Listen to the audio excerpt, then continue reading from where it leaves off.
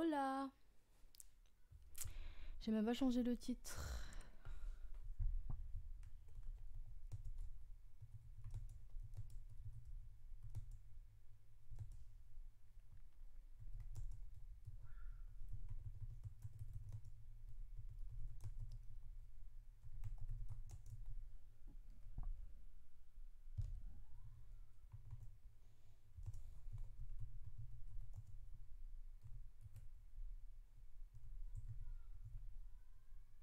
Tac, faut que je pense à faire ça avant. Désolée. Hop.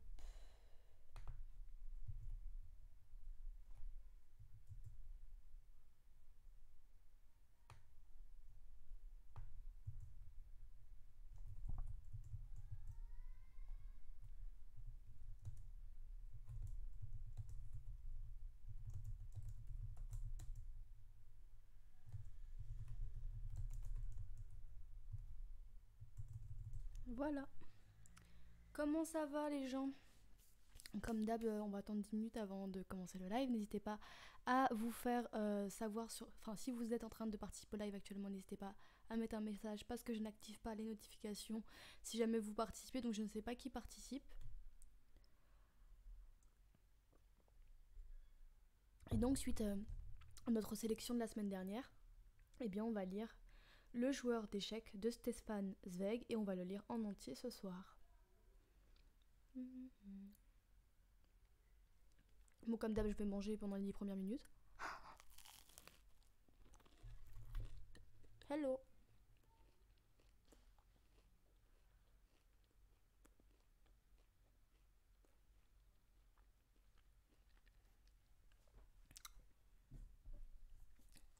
Attendez que je m'installe.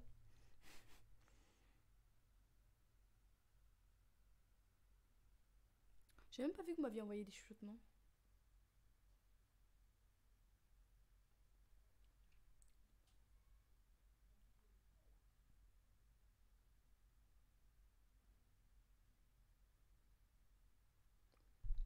Bon. Je suis vraiment contente de changer de livre, même si j'ai beaucoup aimé l'élégance du hérisson. C'est vrai qu'on l'a lu quand même sur plusieurs mois.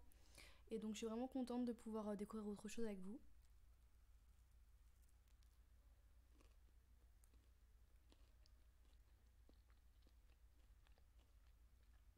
Désolée pour les bruits de bouche, mais il faut vraiment que je mange parce qu'à chaque fois je mange après, c'est trop dur.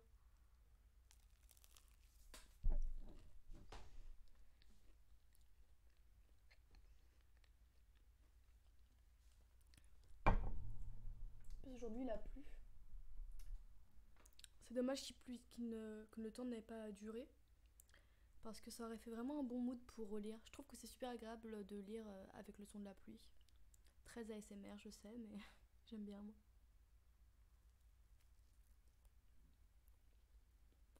Mm. Plus que 5 minutes avant le début du live.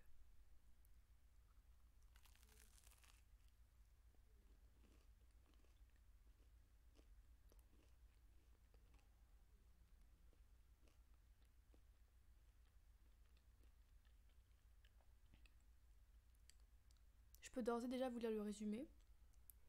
Alors, qui est cet inconnu capable d'en remontrer au grand Zentovic, champion mondial des échecs, véritable prodige aussi frustre qu'antipathique? Peut-on le croire quand il affirme qu'il n'a pas joué depuis plus de 20 ans? Les circonstances dans lesquelles l'homme a acquis ces sciences sont terribles. Elles nous renvoient aux expérimentations nazies sur l'effet de l'isolement absolu, lorsque, aux frontières de la folie entre deux interrogatoires, le cerveau humain parvient à déployer ses facultés les plus étranges. Une fable inquiétante, fantastique, qui, comme le dit un personnage avec une ironie douloureuse, pourrait servir d'illustration à la charmante époque où nous vivons. Avant d'acheter le livre, je me suis un peu renseignée sur Stefan Zweig parce que j'avais déjà lu 2-3 ouvrages venant de lui, notamment La somme de nos folies. Il me semble que c'est lui. Je vais pas dire de bêtises, mais oh non, c'est pas de lui. C'est pas ça que j'ai lu de lui. C'est, je sais plus, c'est l'histoire homosexuelle là. Comment ça s'appelle? Bref.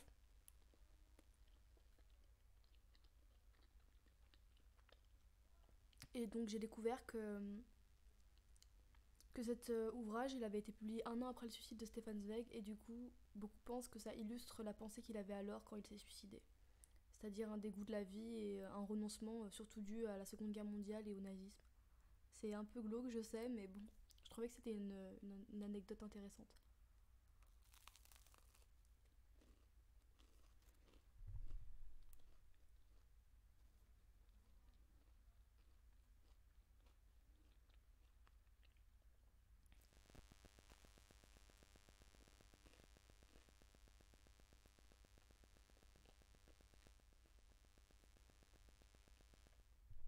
Plus que 5 minutes avant le début du live.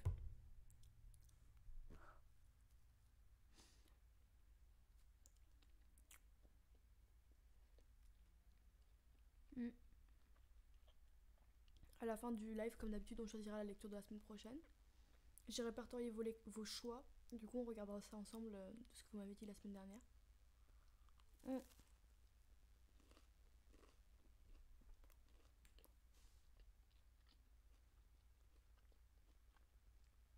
Et d'ailleurs, pour toutes les personnes qui m'ont suivi grâce au raid qui a été fait la semaine dernière, déjà, je voudrais vous remercier de m'avoir suivi. Mais est-ce que vous pourriez me donner le nom de la personne qui a fait le raid? Parce que, en fait, je sais pas qui c'est. J'aimerais bien la remercier. Je sais pas si sur Twitch ça se fait de remercier les gens, mais bon, moi en tant que personne, j'ai envie de le faire donc. Bonsoir!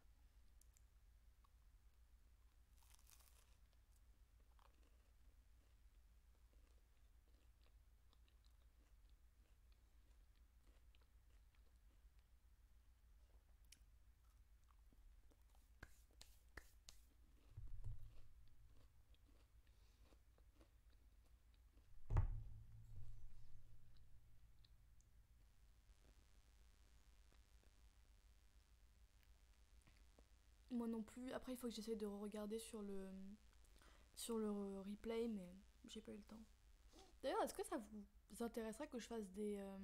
Comment ils appellent ça encore? Les scènes marquantes ou un truc comme ça? Enfin, de reprendre la vidéo et de mettre le moment phare. Voilà, le moment phare. Parce que Twitch me propose à chaque fois de le faire, mais je le fais pas. Mais si ça vous intéresse, je le ferai.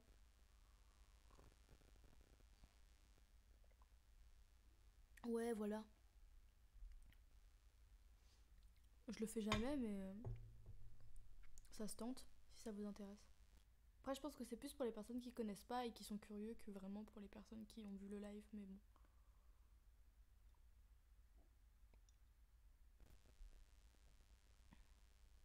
Ouais, mais j'en veux toujours plus, c'est ça mon problème. Salut! Plus que 3 minutes avant le début du live. Mm. Le son est au max.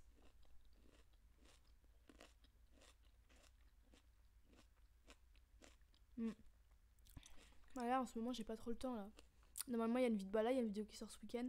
Il y en a deux qui vont arriver à la suite, qui vont me demander beaucoup, beaucoup de travail de montage. Mais j'ai vraiment hâte de les tourner en fait. J'aime bien les vidéos comme ça. Est-ce qu'on m'entend mieux?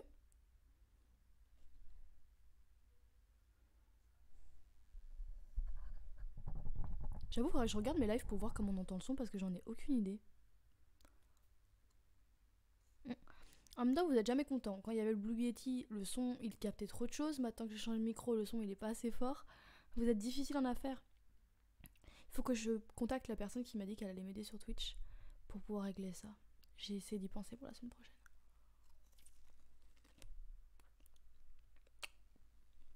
Désolée pour les bruits de bouche.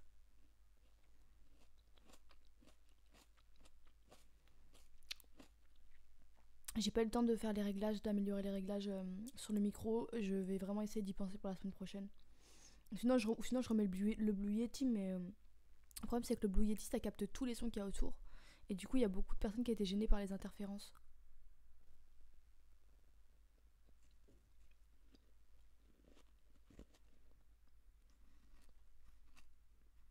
Mm. Surtout que de ce que moi je vois dans les réglages, le son il est fort, tu vois.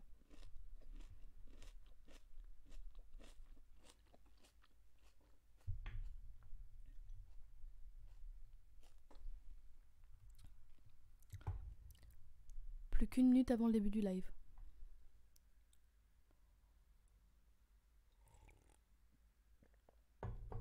Ah, mais moi sur mon téléphone la dernière fois j'ai écouté et j'entendais ça très correctement.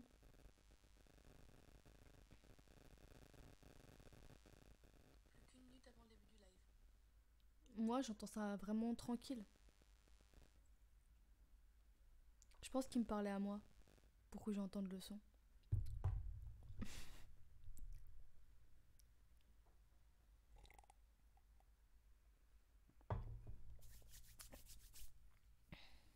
Je pense que c'est sûr que la lecture en tout cas va rentrer dans les 1h30 parce que le livre fait tout juste 100 pages.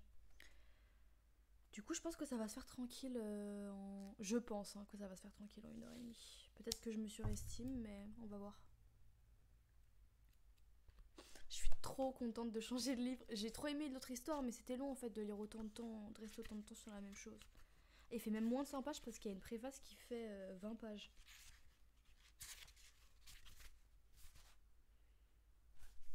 J'aime bien l'odeur du papier neuf. Je sais, je suis un peu chelou. Non, tout le monde aime l'odeur du papier neuf, c'est archi normal. Bon, on va pouvoir commencer, je pense. On va pouvoir commencer. Ah, mais moi, sur mon téléphone, la dernière fois, je l'ai écouté et j'entendais ça très correctement. Désolée.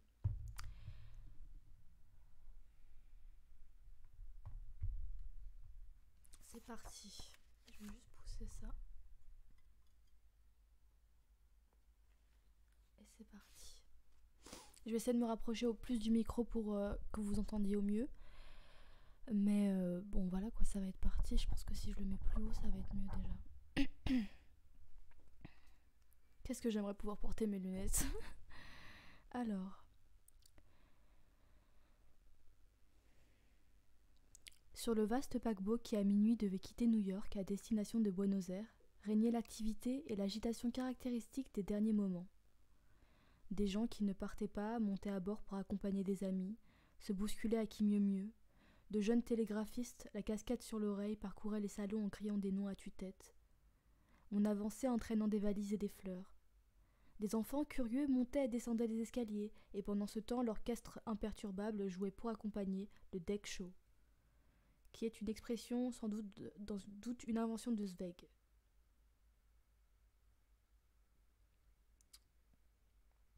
Un peu à l'écart de cette cohue, je causais sur le pont promenade avec quelqu'un que je connaissais quand soudain 2 ou 3 éclairs de magnésium fusèrent à côté de nous. Apparemment, une célébrité venait juste avant le départ de se faire encore vite interviewer et photographier par des reporters. Mon ami jeta un coup d'œil et sourit. « Vous avez Znetovic à votre bord, un oiseau rare. » Et comme je le regardais d'un air plutôt interloqué en entendant ces mots, il ajouta en guise d'explication « Mirko Znetovic, le champion du monde des échecs. Il vient de sillonner l'Amérique d'est en ouest en disputant des tournois partout et il part à présent rapporter de nouveaux triomphes en Argentine. »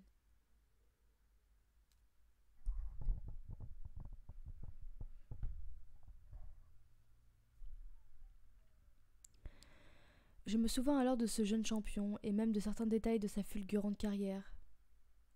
Mon ami, qui lisait les journaux plus attentivement que moi, put compléter par toute une série d'anecdotes.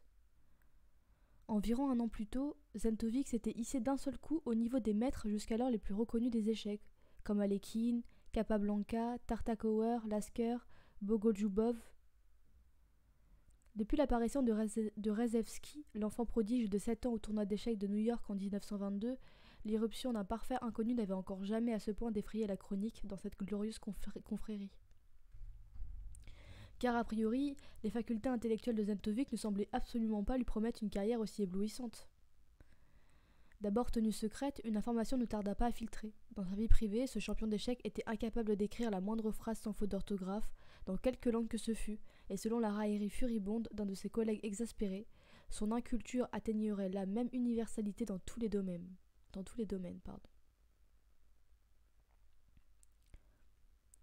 Fils d'un très pauvre batelier yougoslave du Danube, dont la barque minuscule avait été naufragée une nuit par une péniche chargée de blé, le garçon, alors âgé de 12 ans, avait été charitablement recueilli après la mort de son père par le curé de son village reculé. Et le bon prêtre se donna beaucoup de mal en l'instruisant à la maison pour faire acquérir à cet enfant au large front, mais taciturne et apathique, ce qu'il n'arrivait pas à apprendre à l'école du village. Tous ses efforts furent pourtant vains. Mirko fixait toujours d'un regard ébahi ces caractères qu'on lui avait 100 fois déjà expliqués. Son cerveau, qui travaillait à grande peine, n'avait pas la force de mémoriser même les leçons les plus élémentaires. À 14 ans révolus, il lui fallait encore s'aider de ses doigts quand il avait un calcul à faire, et lire un livre ou un journal continuait à représenter un réel effort pour ce garçon déjà adolescent. On ne pouvait pas dire cependant que Mirko fût mal disposé ou rebelle. Il exécutait docilement les ordres qu'on lui donnait. Il allait puiser de l'eau, fendait du bois, aidait aux travaux des champs, débarrassait la cuisine et, quoique avec une lenteur irritante, s'acquittait consciencieusement de tous les services qu'on lui demandait. Mais le plus contrariant pour le bon curé était la totale indifférence de ce garçon déconcertant. Il ne faisait rien sans y avoir été explicitement invité, ne posait jamais la moindre question, ne jouait pas avec les autres garçons et ne se lançait de lui-même dans aucune activité, sauf si on lui en avait formellement donné l'ordre. Dès qu'il avait accompli les tâches habituelles du ménage, Mirko restait assis dans la salle, immobile, avec ce regard vide qu'ont les moutons, et sans manifester le moindre intérêt pour tout ce qui se passait autour de lui.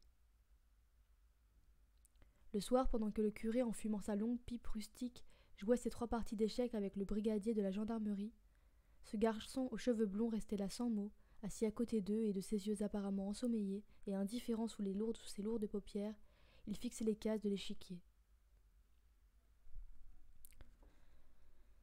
Un soir d'hiver, tandis que les 2 partenaires étaient plongés dans leur partie habituelle, on entendit tinter de plus en plus fort dans la rue du village les clochettes d'un traîneau qui approchait à vive allure. Son bonnet poudré de neige, un paysan entra bientôt d'un pas lourd. Sa vieille mère se mourait, le curé pouvait-il avoir l'obligeance de venir au plus vite pour lui administrer l'extrême-onction. Sans hésiter, le prêtre le suivit. Le brigadier, qui n'avait pas encore fini son verre de bière, bourra et ralluma sa pipe avant de s'en aller, et il se préparait à enfiler ses lourdes bottes à tige quand il fut frappé par le regard concentré que Mirko braquait sur l'échiquier et sur la partie commencée. « Eh bien, veux-tu la terminer » lui lança-t-il en blaguant, parfaitement convaincu que ce garçon léthargique ne saurait pas déplacer une seule pièce sur l'échiquier sans se tromper. Le jeune homme leva timidement les yeux, puis il fit signe que oui et s'assit à la place du curé. 4 coups plus tard, le brigadier était battu et devait en outre admettre que sa défaite n'était nullement due à une étourderie ou à une négligence. La deuxième partie se termina de la même façon. « C'est l'âne de Balaam » s'écria le curé stupéfait quand il revint. Et il expliqua au brigadier, moins bon connaisseur de la Bible que lui, qu'un miracle du même genre avait déjà eu lieu 2000 ans plus tôt. Une créature qui ne parlait pas s'était soudain mise à parler comme un sage. Malgré leur avancée, le curé ne put s'empêcher d'inviter son pupille presque analphabète à disputer un duel avec lui. Mirko le batut lui aussi aisément. Il avait une façon acharnée, lente et inébranlable de jouer, sans relever même un instant son large front penché sur l'échiquier. Mais il jouait avec une incontestable sûreté. Ni le brigadier, ni le curé ne furent capables dans les jours suivants de gagner une seule partie contre lui. Le curé, qui connaissait mieux que personne l'esprit général arriéré de son pupille, devint réellement curieux de voir jusqu'à quel point ce singulier talent, dans un domaine exclusif, résisterait à une épreuve plus sérieuse. Après avoir fait couper par le barbier du village la tignasse toute blonde de Mirko pour le rendre un tant peu présentable, il l'emmena dans son traîneau jusqu'à la petite ville voisine, où il savait que dans un coin du café de la Grande Place se réunissaient des joueurs passionnés d'échecs dont il avait lui-même éprouvé la supériorité. Le cercle de ses habitués ne fut pas peu surpris quand le curé introduisit dans la salle du café ce blondinet de 15 ans, aux joues rouges, dans sa peau de mouton retournée et ses lourdes bottes à tige. Le garçon resta là ébahi, debout dans un coin, les yeux baissés jusqu'à ce qu'on l'appelle à l'une des tables d'échecs. À la première partie, Mirko fut battu car il n'avait jamais vu d'ouverture sicilienne chez le curé. À la deuxième partie, déjà disputée contre le meilleur des joueurs, ce fut un pat. Un pat, c'est une partie nulle. Et dès la troisième et la quatrième partie, il les battit tous, les uns après les autres. Voilà des événements des plus rares et passionnants pour une petite ville de province yougoslave. Et les débuts de ce champion rustique firent aussitôt grande sensation parmi les notabilités réunies. On décida d'un commun accord qu'il fallait absolument que ce prodigieux garçon reste en ville jusqu'au lendemain pour que l'on puisse réunir les autres membres du club d'échecs et surtout prévenir dans son château le vieux comte Simzik, un passionné d'échecs.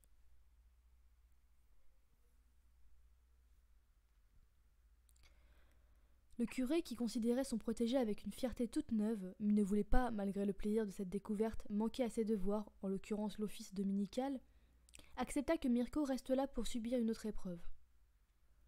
Le jeune Zentovic fut installé à l'hôtel, aux frais du club, et vit pour la première fois de sa vie de véritables WC. Le dimanche après-midi suivant, la salle de jeu était bondée. Pendant 4 heures, Mirko, assis sans bouger devant l'échiquier, triompha de tous les joueurs l'un après l'autre, sans piper mot, ni même lever les yeux. Pour finir, quelqu'un proposa une partie en simultané. Il fallut un petit moment pour faire comprendre à cet ignorant que dans une telle partie, il aurait à jouer seul contre les différents joueurs. Mais dès que Mirko eut compris le procédé, il accepta volontiers de s'y prêter et se déplaça lentement d'une table à l'autre dans ses grosses chaussures qui crissaient. Finalement, il gagna 7 des 8 parties. Alors commencèrent de grands conciliabules. Bien que le nouveau champion ne soit pas à proprement parler un enfant de la ville, la fierté réveilla très fort l'esprit de clocher.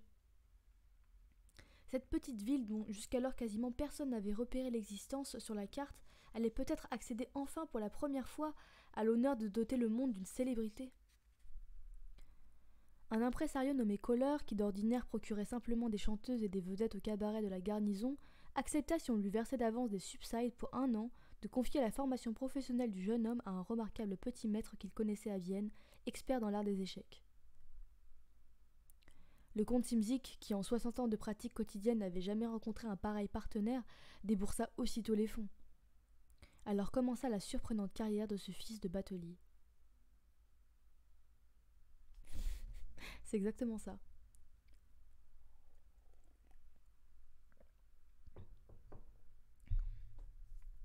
Six mois plus tard, Mirko possédait tous les secrets techniques des échecs, avec une singulière limite cependant, que les cercles de connaisseurs allaient beaucoup observer et railler par la suite. Car jamais Sventovic ne parvint à jouer ne fût-ce qu'une seule partie de tête, ou comme disent les joueurs d'échecs, à l'aveugle. Il était tout à fait incapable de se représenter l'échiquier dans l'espace infini de l'imagination. Il fallait toujours qu'il ait devant lui, à portée de main, le damier noir et blanc avec ses 64 cases et ses 32 pièces, même quand sa gloire fut devenue mondiale. Et même quand sa gloire fut devenue mondiale, il transportait toujours sur lui un échiquier de voyage afin de pouvoir visualiser la position des pièces s'il voulait reconstituer une partie de maître ou résoudre un problème qu'il se posait. Cette incapacité négligeable en soi trahissait un défaut d'imagination et donna lieu, dans son cercle rapproché, à autant de vives discussions que si parmi des musiciens, un excellent virtuose ou chef d'orchestre se fût montré incapable de jouer ou de diriger sans avoir la partition ouverte devant lui. Je pense que c'est probablement ça, hein. Mais à l'époque, ça devait pas être considéré comme tel. Et je sais pas d'ailleurs si Zweig, vraiment, il crée un personnage autiste, là en l'occurrence, ou s'il crée juste un personnage fantasque sur lequel il va apposer une critique de la société. Cette étrange singularité ne retarda pourtant nullement l'ébourifante ascension de Mirko. À 17 ans, il avait déjà décroché une 12aine de prix. À 18 ans, il était champion de Hongrie et enfin à 20 ans, champion du monde. Les champions les plus audacieux, dont chacun l'ont dépassé infiniment en faculté intellectuelle, en imagination et en hardiesse, tombaient victimes de sa logique implacable et froide, exactement comme Napoléon, perdu devant le lourd Koutousov, ou Hannibal devant Fabius Cunctator, dont Tite-Live raconte qu'il s'était lui aussi dans son enfance fait remarquer par son flegme et sa stupidité. Il arriva ainsi que dans l'illustre galerie des maîtres et des échecs, laquelle réunit les types d'esprits supérieurs les plus variés, des philosophes, des mathématiciens, des gens au tempérament calculateur, imaginatif et souvent créatif, pénétra pour la première fois un outsider parfaitement étranger au monde de l'esprit, un jeune paysan lourdeau et taciturne, dont même les journalistes les plus roublards ne parvinrent jamais à tirer la moindre formule utilisable dans la presse. Il est vrai qu'au lieu de leur livrer des subtiles sentences, Zentovic ne tarda pas à devenir le sujet d'une multitude d'anecdotes. Car à la seconde où il se levait de l'échiquier, devant lequel il était un incomparable maître, Zentovic devenait inéluctablement un personnage grotesque et presque risible. Malgré son cérémonieux costume noir, sa splendide cravate piquée d'une perle un peu trop voyante et ses doigts manucurés à grande peine, il restait par ses attitudes et son comportement un fils de paysan borné qui autrefois dans son village balayait la salle chez le curé. Malhabile mais avec une brutalité presque impudente, plein d'une avidité mesquine et souvent même odieuse, il s'appliquait à tirer tout l'argent possible de son talent et de sa gloire, ce qui déclenchait ricanement et fureur chez ses confrères aux échecs. Il allait de ville en ville, logeant toujours dans les hôtels les plus modestes. Il jouait dans les clubs les plus minables, pour peu qu'il obtînt les honoraires qu'il demandait. Il se laissait photographier pour faire la publicité d'un savon, et sans prêter la moindre attention au quolibet de ses concurrents qui le savaient pertinemment incapables d'écrire 3 phrases sans faute, il vendit sa signature pour une philosophie des échecs, écrite en réalité par un petit étudiant de Galicie, stipendité par un éditeur ambitieux. Excusez-moi, je l'ai un peu trop vite, je vais me calmer. Comme tous les gens opiniâtres, il n'avait pas le moindre sens du ridicule. Depuis sa victoire au championnat du monde, il se considérait comme l'homme le plus important de la Terre. Et la conscience d'avoir battu sur leur propre terrain tous ces beaux parleurs et ces écrivains intelligents et éblouissants, renforcés par le fait bien tangible qu'il gagnait plus d'argent qu'eux, transforma sa timidité native en une fierté froide et le plus souvent grossièrement exhibée. Mais comment une gloire aussi rapide n'aurait-elle pas grisé une tête aussi creuse, conclut mon ami après m'avoir donné quelques exemples notoires de la suffisance puérile de Zentovic. Comment un jeune paysan de 20 ans, fraîchement débarqué du Banat, n'attraperait-il pas la grosse tête en voyant qu'il lui suffit de savoir déplacer quelques pièces sur une planche de bois pour gagner soudain plus en une semaine qu'on ne fait dans tout son village natal pendant 12 mois en abattant des arbres et en s'échinant affreusement. Puis n'est-ce pas bigrement facile au fond de se prendre pour un grand homme lorsqu'on n'a jamais entendu parler de l'existence d'un Rembrandt, d'un Beethoven, d'un Dante ou d'un Napoléon? Dans son cerveau obtus, ce type ne sait qu'une chose. Depuis des mois, il n'a pas perdu une seule partie d'échecs, et comme il ne soupçonne pas qu'il y ait sur cette terre d'autres valeurs que les échecs et l'argent, il a toutes les raisons de se trouver formidable. Ces dernières remarques de mon ami ne manquèrent pas de susciter en moi une vive curiosité. Toute ma vie, les diverses espèces de monomanie, les êtres passionnés par une seule idée m'ont fasciné, car plus quelqu'un se limite, plus il s'approche en réalité de l'infini. Et ces gens-là précisément qui semblent s'écarter du monde, se bâtissent tels des termites et avec leurs matériaux particuliers, un univers en miniature, singulier et parfaitement unique. Je ne dissimulais donc pas mon attention d'examiner de plus près cet étrange spécimen d'un esprit indimensionnel pendant les 12 jours de mon voyage vers Rio.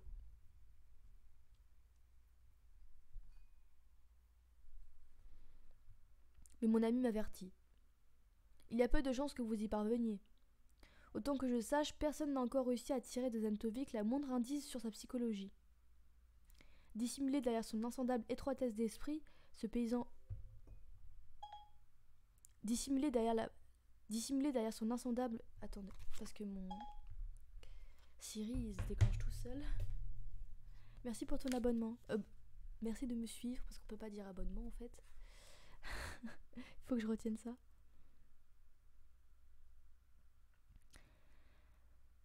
Dissimulé derrière son insondable étroitesse d'esprit, ce paysan roublard a la grande intelligence de ne pas montrer sa faiblesse et d'une forte...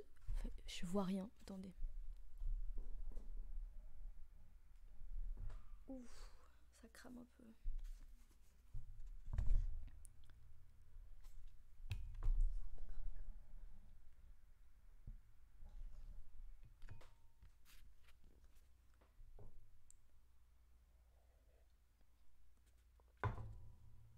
Alors. Dissimulé derrière son insondable étroitesse d'esprit, ce paysan roublard a la grande intelligence de ne pas montrer ses faiblesses, et d'une façon simple. Sauf avec ses compatriotes et ses semblables dont il recherche la compagnie dans les petites auberges, il évite tous les entretiens.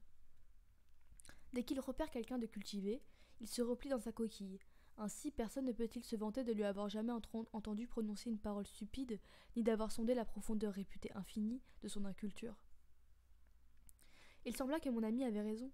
Pendant les premiers jours du voyage, il se révéla tout à fait impossible d'approcher Zentovic à moins d'être grossièrement insistant, ce qui n'est pas dans mes habitudes. Bien qu'il fît parfois quelques pas sur le pont promenade, c'était toujours les mains serrées dans le dos, dans cette attitude de fierté concentrée sur soi qu'a Napoléon dans son célèbre portrait. En outre, il faisait si vite et si brusquement son tour de péripatéticien qu'il aurait fallu le suivre au petit trot pour pouvoir lui adresser la parole. Dans les salons, aux bars, aux fumoirs, on ne le voyait jamais. Selon le steward que j'interrogeais discrètement, il passait le plus clair de la journée dans sa cabine, à s'entraîner ou à rejouer des parties sur un immense échiquier.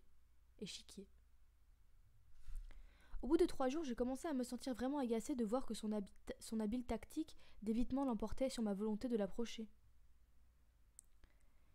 Je n'avais encore jamais eu l'occasion de faire connaissance avec un maître des échecs, et plus je m'efforçais à présent d'en examiner un spécimen en chair et en os, moins j'arrivais à imaginer l'activité d'un cerveau qui, une vie durant, se déploie exclusivement sur un espace de 64 cases noires et blanches. Certes, je connaissais par expérience la mystérieuse attraction exercée par ce jeu royal, le seul de tous les jeux inventés par l'homme à se soustraire souverainement à la tyrannie du hasard et à n'attribuer les palmes de la victoire qu'à l'esprit, ou plutôt à une certaine forme de talent intellectuel. Mais qualifier les échecs de jeu, n'est-ce pas les réduire et commettre une injustice ? Ne sont-ils pas aussi une science, un art, quelque chose qui plane entre ces deux pôles, comme le cercueil de Mahomet entre le ciel et la terre ? Une incomparable association de tous les contraires ? Très anciens et pourtant toujours neufs, mécaniques par leur dispositif mais n'agissant qu'avec le ressort de l'imagination, à la fois limités à un espace géométrique et figé, et illimités par leur combinaison, se développant sans cesse et pourtant stérile. Une réflexion qui ne mène à rien, une mathématique qui ne calcule rien, un art qui ne crée pas d'œuvre, une architecture sans matière, mais dont l'être et l'existence sont incontestablement plus durables que tous les livres et toutes les œuvres. Le seul jeu qui appartient à tous les peuples et à toutes les époques, et dont nul ne sait quel Dieu l'a apporté sur terre pour tuer l'ennui, pour aiguiser l'esprit, pour stimuler l'âme. Où commence-t-il, où finit-il ? Tout enfant peut en apprendre les premières règles, tout buteur peut s'y essayer. Et pourtant, dans les limites de cet étroit et invariable carré, ce jeu est capable d'engendrer une espèce singulière de maîtres, absolument incomparable. Des gens dont le talent est exclusivement focalisé sur les échecs. Des génies spécifiques chez qui la vision, la patience et la technique agissent en se répartissant précisément la tâche entre elles comme chez un mathématicien, un poète, un musicien, mais en se combinant et en s'associant un peu autrement. Jadis, au temps de la passion pour la physionomie, quelqu'un comme Gall aurait peut-être disséqué les cerveaux de ces génies pour voir si dans la masse grise de leur cerveau on trouvait une circonvolution particulière et plus profondément creusée qui, sous les autres crânes, un espèce de muscle ou de bosse des échecs. Et combien un tel physionomiste aurait-il été fasciné par le cas d'un Zentovic, chez qui ce génie spécifique semblait inséré dans une paresse intellectuelle radicale, comme une unique pépite d'or qui serait logée dans une gangue de 100 kilos. J'avais admis depuis toujours le principe qu'un jeu aussi incomparable et aussi génial devait nécessairement générer des matadors spécifiques, mais comme il était difficile et même impossible d'imaginer la vie d'un être intelligent et vif pour qui le monde se réduit à un étroit parcours entre le noir et le blanc, et dont toute la vie consiste à chercher le triomphe à partir des seules allées et venues, des seuls déplacements d'avant en arrière de 32 pièces, quelqu'un pour qui une nouvelle ouverture, par exemple, en choisissant le cavalier le plus tôt que le pion, représentait déjà une prouesse et une minuscule portion d'immortalité, quelque part dans un livre sur les échecs, un être dont les esprits est capable, sans devenir fou, de concentrer toutes ses réflexions pendant 10, 20, 30, 40 ans d'affilée sur un but ridicule, acculer un roi de bois dans un angle sur une planche de bois.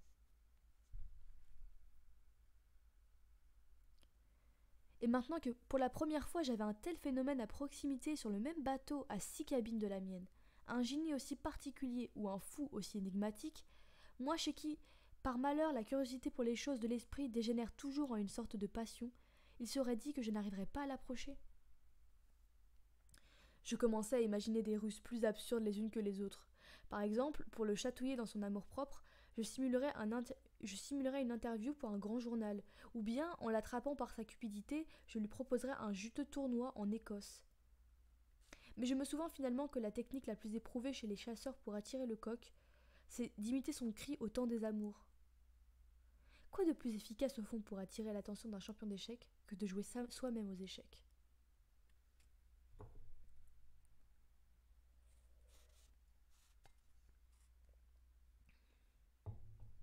Or, je n'ai jamais été un véritable artiste à ce jeu, pour la simple raison que je ne m'y suis jamais adonné qu'à l'occasion et pour moi et pour mon seul plaisir.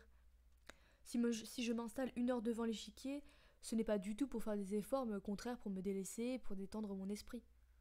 Moi, je joue aux échecs, en vrai sens du mot, alors que les autres vrais joueurs, sérieusement, alors...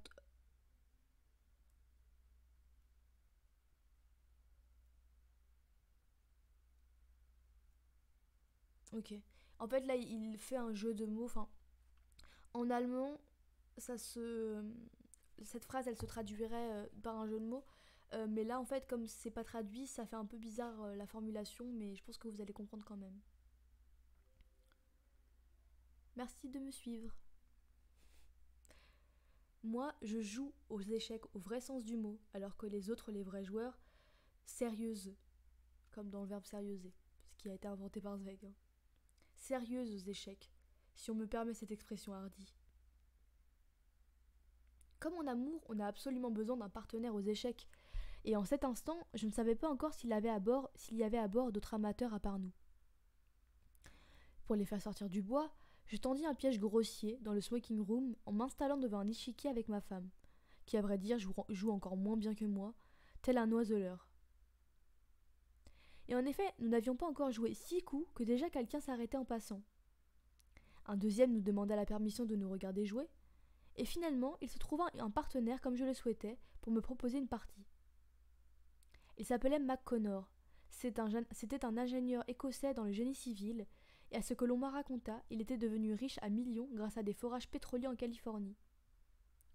Au physique, un homme trapu, aux mâchoires puissantes et dures, presque carrées, avec de fortes dents et un teint coloré dont la rougeur prononcée était sans doute due en partie du moins à une consommation immodérée de whisky. J'ai changé le titre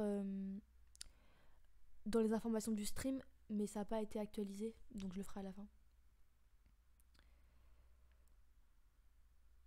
Sa large carrure impressionnante, qui lui donnait une allure de véritable athlète, se refléta hélas dans sa façon de jouer, car ce Mr. McConnor était l'un de ces parvenus grisés par leur réussite et qui, jusque dans son jeu, sans aucune conséquence, ressentent une défaite comme une atteinte à la haute idée qu'ils se font d'eux-mêmes. Habitué à s'imposer toujours et partout dans la vie, gâté par le succès matériel, ce self-made man épais était si radicalement pénétré de sa supériorité que la moindre résistance le contrariait comme une indécente rébellion et presque comme une offense. Lorsqu'il perdit la première partie, il devint bougeon et se mit à expliquer en long et en large et sur un ton impétueux que c'était forcément dû à une inadvertance passagère. À la troisième, il rendit le bruit dans la pièce voisine, responsable de sa défaite. Pas une fois il n'accepta de perdre une partie sans réclamer aussitôt la revanche. Je fus d'abord amusé par cette arrogance opiniâtre. Je finis par la considérer comme une circonstance négligeable compte tenu de mon véritable objectif, attirer à notre table le champion du monde. Le troisième jour, cela marcha, mais cela n'a marcha qu'à demi. Soit Zentovic nous avait observés assis devant notre échiquier, depuis le bleu sur le pont promenade, ou bien ce fut purement par hasard qu'il honora de sa présence le smoking room, mais en apercevant des profanes qui exerçaient son art, il ne put s'empêcher de s'approcher d'un pas vers nous, et à cette distance respectable, de jeter un regard scrutateur sur notre échiquier. McConnor était en train de jouer. Et ce simple coup parut suffire à Zentovic pour comprendre combien il est réellement peu intéressant pour un champion comme lui de suivre plus longtemps nos efforts de dilettante.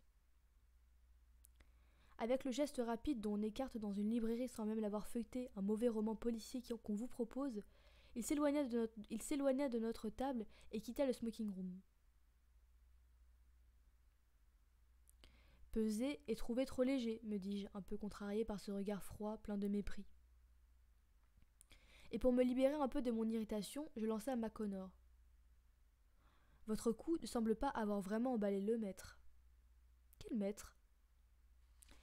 Je lui expliquai que ce monsieur qui venait de passer près de nous en jetant un coup d'œil désapprobateur sur notre jeu était le fameux champion Zentovic. Et j'ajoutai que nous allions nous en remettre tous les deux et nous résigner sans trop de chagrin à son illustre mépris. Les pauvres gens doivent tous tout cuire à l'eau, voilà. À ma surprise cependant, cette information, lancée négligemment, eut un effet très inattendu sur McConnor. Il se mit dans tous ses états, ne pensa plus à notre partie et à son arrogance, se mit à bouillonner si fort qu'on croyait l'entendre. Il n'avait pas soupçonné que Zentovic fût à bord, et il fallait absolument que Zentovic vînt jouer contre lui. Il n'avait encore jamais affronté un champion du monde, sauf une fois, lors d'une partie en simultané avec 40 autres joueurs, et cela avait déjà été terriblement excitant. Il avait failli gagner ce jour-là. Est-ce que je connaissais personnellement le maître ? Je dis que non. Est-ce que je ne voulais pas aller lui parler et l'inviter à nous rejoindre ? Je refusais en arguant qu'à ma connaissance, Zentovic était peu disposé à nouer de nouvelles relations. De plus, quel intérêt cela pouvait-il bien présenter pour un champion du monde de se commettre avec des joueurs de troisième ordre comme nous ? Bien, j'aurais mieux fait de ne pas parler de joueurs de troisième ordre à un homme aussi arrogant que McConnor. Il se recula dans son fauteuil, l'air furieux, et déclara d'un ton sec qu'il ne pouvait pas croire quant à lui que Zentovic refuserait la courtoise invitation d'un gentleman et qu'il allait s'en occuper. À sa demande, je lui fis une brève description du champion, et aussitôt, abandonnant d'un air indifférent notre échiquier, il se lança tout impatient à la recherche de Zentovic sur le pont promenade. Je sentis à nouveau combien il était impossible de retenir le possesseur d'aussi larges épaules dès que sa volonté l'entraînait vers quelque chose. J'attendis assez curieux. 10 minutes plus tard, McConnor revint, pas vraiment joyeux, me sembla-t-il. « Eh bien, demandai-je. Vous aviez raison, répondit-il un peu agacé. Pas très agréable, le monsieur. Je me suis présenté, je lui ai expliqué qui j'étais. Il ne m'a même pas serré la main. J'ai tenté de lui expliquer combien nous serions tous fiers et honorés sur ce bateau s'il voulait disputer une partie en simultané avec nous. Mais il est resté sacrément raide, se déclarant désolé, mais expressément tenu par contrat vis-à-vis de son impresario de ne pas jouer durant toute sa tournée sans demander d'honoraires. Son minimum était $250 la partie. Bah dis donc, il se fait pas chier. Hein. Je me mis à rire. L'idée que déplacer des pièces d'une caisse blanche vers une noire puisse être une affaire aussi rentable ne me serait jamais venue à l'esprit, j'avoue. J'espère donc que vous avez pris congé avec toute la politesse qu'il mérite. McConnor restait très sérieux. La partie est fixée à demain après-midi 3h, ici dans le fumoir. J'espère que nous ne nous laisserons pas piller trop facilement. Comment ? Vous avez accepté à $250 ? M'écriai-je interloqué. Et pourquoi non ? C'est son métier. Si j'avais une rage de dents et qu'il y eut par hasard un dentiste à bord, je ne lui demanderais pas non plus de m'extraire une dent gratuitement. Cet homme a tout à fait raison de fixer son prix très haut. Dans tous les domaines, les gens vraiment capables sont aussi excellents hommes d'affaires. Pour ma part, plus une affaire est claire, mieux cela vaut. Je préfère payer cash et que le sieur Zentovic ne me fasse pas la grâce de jouer, ni que je doive ensuite le remercier. Et enfin, il m'est déjà arrivé dans mon club de perdre en une soirée plus de $250 sans pour autant jouer avec un champion du monde. Pour des joueurs de troisième ordre, ce n'est pas une honte de se faire battre par un Zentovic. Je fus amusé de voir à quel point j'avais blessé la susceptibilité de McConnor par mon innocente formule. Mais comme il avait résolu de payer cette coûteuse plaisanterie, pourquoi me serais-je opposé à cette incroyable arrogance qu'il allait me permettre de rencontrer enfin l'individu dont j'étais si curieux ? Nous mîmes très vite au courant de l'événement 4 ou 5 messieurs qui s'étaient déjà fait connaître comme joueurs d'échecs, et pour être dérangés le moins possible par des passagers qui traverseraient le fumoir, nous fîmes d'avance non seulement réserver notre table pour le match prévu, mais aussi les tables voisines. Le lendemain, tout notre petit groupe se trouva réuni à l'heure convenue. La place du milieu face au maître fut évidemment attribuée à McConnor, qui passait sa nervosité en fumant sans arrêt de gros cigares tout en surveillant l'horloge avec inquiétude. Mais le champion, comme je m'en doutais d'après ce que mon ami m'avait raconté, se fit attendre 10 bonnes minutes, ce qui ne manqua pas de renforcer la sans-gêne de son arrivée. Il s'approcha de la table, calme et détendu. Sans se présenter, « Vous savez qui je suis, et cela ne m'intéresse pas de savoir qui vous êtes », semblait dire cette incivilité. Il se mit à disposer les pièces avec une sécheresse toute professionnelle.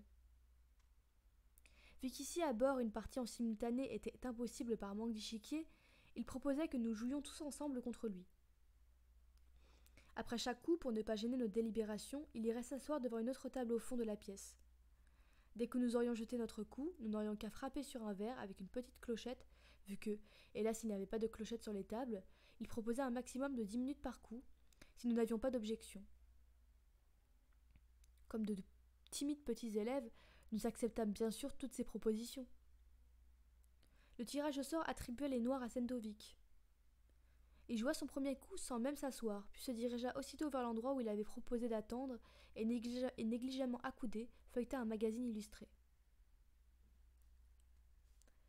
Il n'est pas utile de décrire cette partie, elle se termina évidemment comme elle devait se terminer, par notre totale défaite et dès le 24e coup. Qu'un champion du monde ait balayé d'un revers d'une main une demi-douzaine de joueurs d'échecs d'un niveau moyen ou à peine moyen n'était guère étonnant bien sûr, mais ce qui nous laissa à tous une impression déplaisante fut la suffisance avec laquelle Sentovic nous fit tous sentir un peu trop nettement qu'il nous exécutait d'un revers de la main. Chaque fois, il jetait sur l'échiquier un regard qui avait l'air superficiel, en nous effleurant aussi négligemment des yeux que si nous n'étions nous aussi que des pièces de bois internes, et cette attitude impertinente rappelait sans qu'on le veuille la façon dont on jette un morceau à un chien galeux en détournant les yeux. Avec un peu de doigté, il aurait pu, je trouve, attirer notre attention sur certaines erreurs ou bien nous encourager par une parole cordiale. Pourtant, même une fois la partie achevée, ce parfait robot des échecs ne prononça pas une syllabe. Après avoir dit « mat », il resta immobile devant la table, attendant de savoir si l'on voulait qu'il dispute une seconde partie. Déjà, je m'étais levée, et désarmé comme on l'est toujours face à une grossièreté aussi épaisse, j'entendais indiquer par là qu'avec cette affaire monnayée en dollars, j'avais pour ma part du moins épuisé le plaisir d'avoir fait sa connaissance. Quand j'entendis avec dépit McConnor à côté de moi lancer de sa voix très rauque « Revanche ». McConnor y force, hein. Je fus même effrayé par son ton provocateur, car McConnor en cet instant donnait plutôt l'impression d'être un boxeur sur le point de frapper qu'un gentleman courtois. Était-ce la façon désagréable dont Sentovic nous avait traités, ou simplement son arrogance pathologique et sa susceptibilité?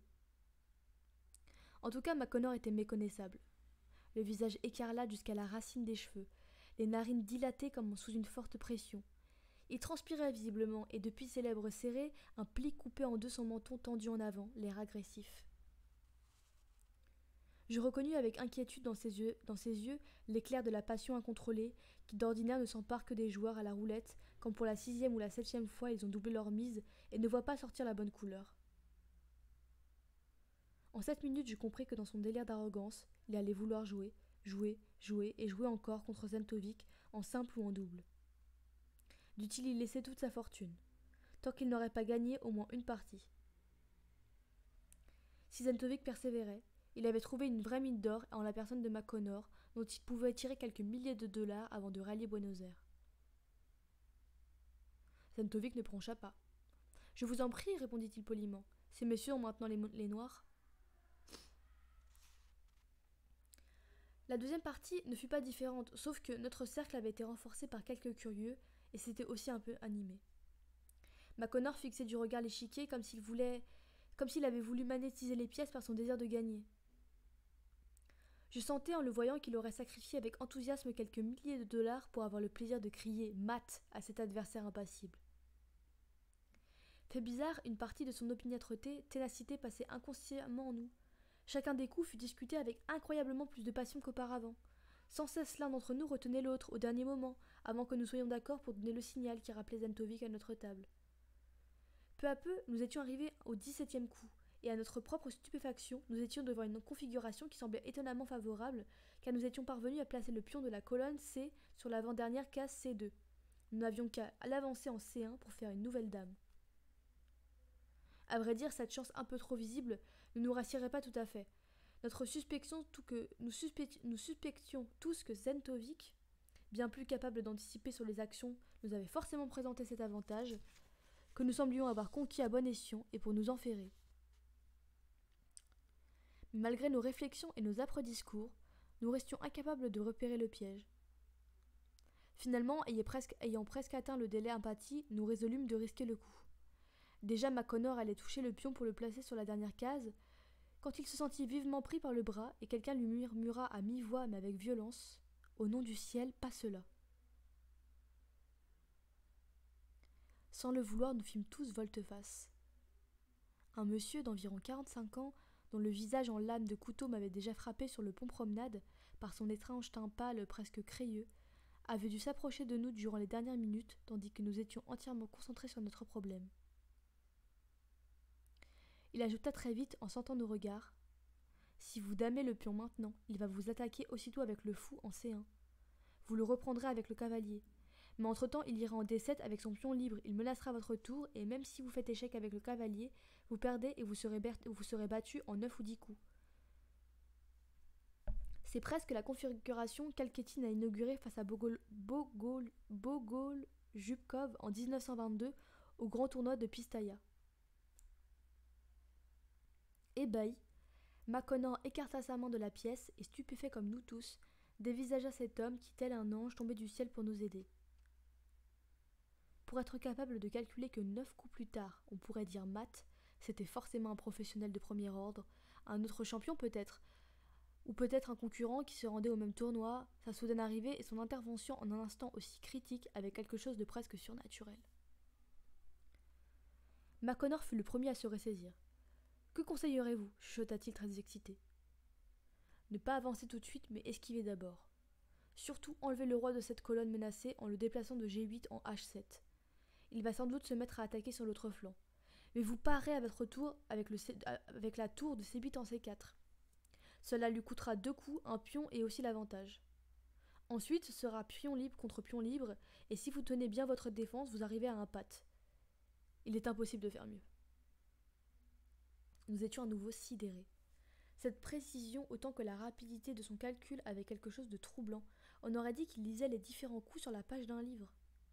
Pourtant, la chance inespérée de pouvoir, grâce à son intervention, terminer notre partie contre un champion du monde par un pat était fascinante. Nous passâmes tous sur le côté afin qu'il puisse regarder plus aisément l'échiquier. McConnor lui redemanda. « Donc, le roi, de G8 en H7. C'est ça. Esquivez surtout. » McConnor obéit, et nous donnâmes le petit coup sur le verre. Zentovic s'avança vers notre table, de son pas régulier comme toujours, et jaugea d'un seul coup d'œil la riposte. Ensuite, il déplaça son pion de H2 en H4 du côté de notre roi, exactement comme l'avait prédit notre sauveur inconnu. Et déjà celui-ci chuchotait tout excité. « Avancez la tour, de C8 en C4. Il faudra alors qu'il commence par couvrir son pion. Mais cela ne va lui servir à rien. Sans vous occuper de son pion libre, vous répondrez en déplaçant votre cavalier de C3 en D5, ce qui rétablira aussitôt la situation. Mettez la gomme pour avancer au lieu de vous défendre. » Nous ne comprenions pas ce qu'il voulait dire. Pour nous, ces paroles étaient du chinois. Mais McConnor, déjà sous son emprise, joua sans réfléchir, comme l'autre l'avait commandé. Nous fîmes à nouveau teinter le verre afin de rappeler Zentovic. Pour la première fois, il ne se décida pas aussitôt, mais considéra l'échiquier d'un air intrigué. Puis il joua exactement comme l'inconnu nous l'avait annoncé et se prépara à repartir. Pourtant, juste avant qu'il ne s'écarte, quelque chose de nouveau et d'inattendu se produisit. Zentovic leva les yeux et scruta notre cohorte. Il voulait manifestement repérer qui lui opposait soudain une si énergique résistance. À partir de cet instant, notre excitation devint immense. Jusqu'alors, nous avions joué sans un grand espoir. Mais l'idée de briser l'orgueil froid de Zentovic faisait à présent battre nos cœurs plus forts. Déjà, notre nouvel ami nous avait indiqué le coup suivant, et nous allions pouvoir appeler Zentovic. Mes doigts tremblaient en cognant la cuillère contre le verre. Ce fut alors notre premier triomphe. Zentovic, qui jusqu'ici avait toujours joué debout, hésita encore, puis finit par s'asseoir. Il s'assit lentement, pesamment. Mais par là, il annonçait déjà à la façon qu'il avait eue de nous regarder de haut. Mais par là, il renonçait déjà à la façon qu'il avait eue de nous regarder de haut. Nous l'avions obligé à se mettre, au moins dans l'espace, au même niveau que nous. Il prit tout son temps pour réfléchir.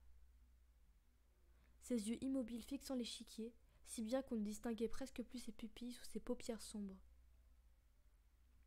Et tandis qu'il s'absorbait dans sa réflexion, sa bouche s'entrouvit, petit à petit, ce qui donnait à son visage rond une expression un peu niaise. Zentovic réfléchit plusieurs minutes, puis il joua et se releva. Déjà notre ami chuchotait. C'est un coup d'attente, bonne idée. Mais ne pas s'y laisser prendre. L'obliger à l'échange, c'est indispensable, alors nous serons pattes et aucun dieu ne pourra rien pour lui. McConnor obéit. Durant les coups suivants qu'ils jouèrent tous les deux, car depuis longtemps nous n'étions plus nous autres que de simples figurants, ce furent des déplacements de pièces auxquels nous ne comprenions rien. Et après environ 7 coups, Zentovic ayant assez longtemps réfléchi, leva les yeux et dit « Patte ». Pendant un instant ce fut un silence total. On perçut soudain le bruissement des vagues ainsi que la radio qui diffusait du jazz dans le salon. On entendit le moindre pas sur le pont promenade et le très fin sifflement du vent qui filtrait par les interstices des hublots. Tous, nous retenions notre souffle. C'était arrivé trop vite, et nous étions encore presque effrayés par ce fait incroyable. Au cours d'une partie déjà à demi perdue, cet inconnu avait réussi à imposer sa volonté au champion du monde. McConnor se rejeta brusquement en arrière et, reprenant son souffle, laissa distinctement échapper de ses lèvres un « Ah !» de bonheur. Quant à moi, j'observais Zentovic. Pendant les derniers coups, j'avais cru voir déjà qu'il pâlissait un peu. Mais il arrivait très bien à se contrôler. Il conservait sa raideur et son air indifférent, tout en repoussant d'une main calme les pièces sur l'échiquier. Il se contenta de demander négligemment « Ces messieurs souhaitent-ils jouer une troisième partie ?» La question était posée sur un ton très neutre, très professionnel. Chose étrange, cependant, il n'avait pas regardé McConnor en la prononçant, mais avait braqué un regard acéré sur notre sauveur. Comme un cheval reconnaîtrait à son assiette plus ferme un nouveau et meilleur cavalier, il avait sûrement compris, en voyant les derniers coups, qui était son réel et son véritable adversaire. Sans le vouloir, nos yeux l'imitèrent et se posèrent très intrigués sur l'inconnu. Mais avant même que celui-ci ait pu réagir ou dire un seul mot, McConnor, emporté par son arrogance, s'était écrié d'un ton triomphant. « Évidemment. Mais maintenant, il faut que vous jouiez tout seul contre lui. Vous seul contre Zentovic. »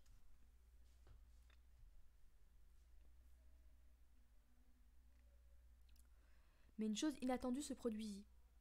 L'inconnu, qui bizarrement avait continué, l'air tendu, à fixer des yeux l'échiquier déjà débarrassé, sursauta en sentant tous les regards braqués sur lui et en s'entendant apostropher avec tant d'enthousiasme. Ses traits s'altérèrent. Pas question, messieurs, bafouilla-t-il visiblement troublé. C'est totalement exclu, je ne peux pas l'envisager, cela fait 20 ans, non 25 ans que je ne me suis pas assis devant un échiquier, et je me rends compte maintenant combien je suis mal comporté en venant me mêler à votre jeu sans y être invité. Excusez mon indiscrétion, je vous en prie, et je ne veux pas vous importuner plus longtemps. Là-dessus, avant même que nous ayons pu tout nous remettre de notre stupeur, il s'était retiré et avait quitté la pièce. Je reviens, je vais boire un coup.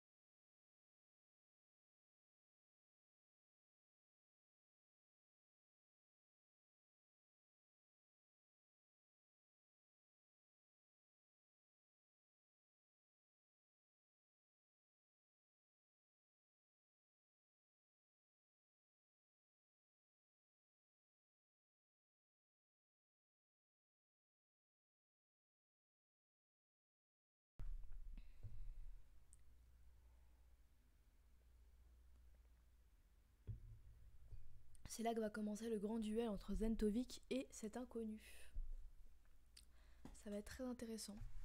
L'idée que propose Zweig d'ailleurs à travers ce livre, c'est de faire un combat entre le corps et l'esprit. Si seulement. Mais je pense que je pourrais pas tenir le verre la lecture jusqu'à la fin si je faisais que boire de la vodka tout au long du livre. Ça pourrait être drôle, hein, un jour qu'on fasse un live comme ça. Un live teasé, genre. Très amusant, je pense. Alors...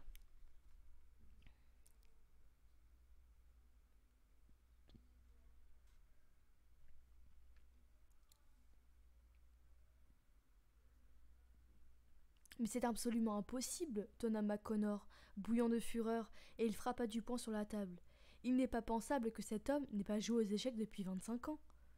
Lui qui calculait chaque coup et chaque riposte avec 5 ou 6 coups d'avance.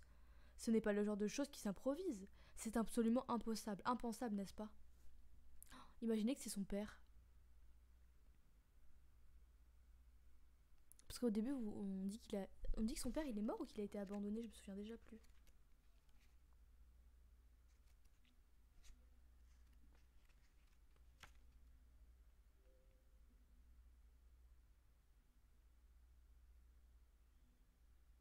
Non, son père il est mort, ça peut pas être lui. Je peux pas deviner à tous les coups.